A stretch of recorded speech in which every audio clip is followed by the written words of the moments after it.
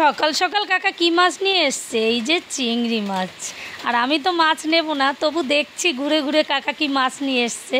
তো কাকা এই যে সিলভার কাপ মাছ নিয়ে এসছে। আমি তো বাজারে যাব, আমার বড় ছেলে বাড়ি আসছে। দেখা কমপ্লিট করে এই দেখো, এটাকে বলছি কি আমার দুটো ছবি তুলে দে। এটা আইটেম নিয়ে দাঁড়িয়ে রয়েছে, কিভাবে দেখেছো?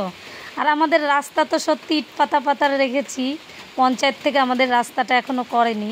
তো কাকির সঙ্গে কটা ছবি টবি তুললাম। কাকি ভাবছে আমার বৌমা কি করছে। তো আজকে তোমাদের জন্য ছোট্ট একটা মিনি ব্লগ নিয়ে এসেছি, দেখতে থাকো।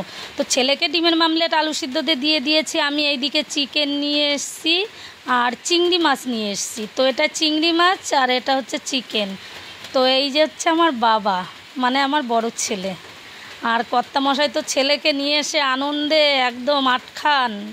এই যে একদিকে ছেলের ওদিকে পাখা লাগিয়ে দিচ্ছে, একদিকে ছেলের এদিকে পাখা লাগিয়ে দিচ্ছে। আর আমি এইদিকে খাওয়ার জন্য স্লাইড রেডি করছি।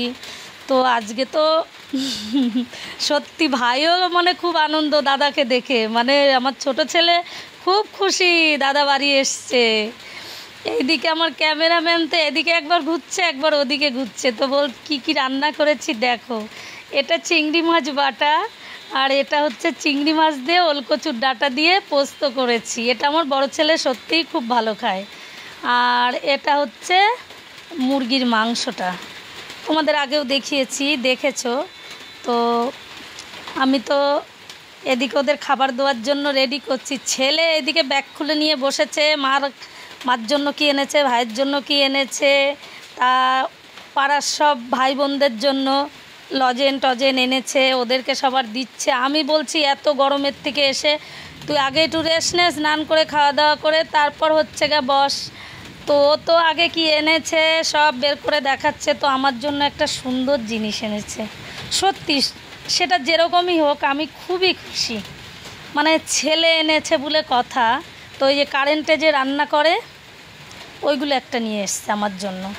আরও অনেক কিছু এনেছে। তো আমি তো কাজ করছি দেখতেই পাচ্ছ, অত কিছু তোমাদের দেখাতে পারিনি।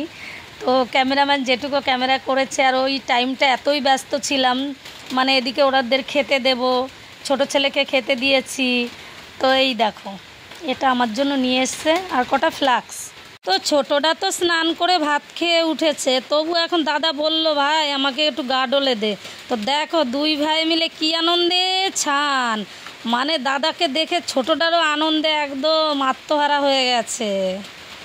তো যাই হোক, ভিডিওটা কীরকম লাগলো সবাই কমেন্টে জানিও, আর সবাই ভালো থেকো। তা আজকের মতো ভিডিওটা এখানেই রাখছি। সবাই ভালো থেকো, সুস্থ থেকো, টাটা।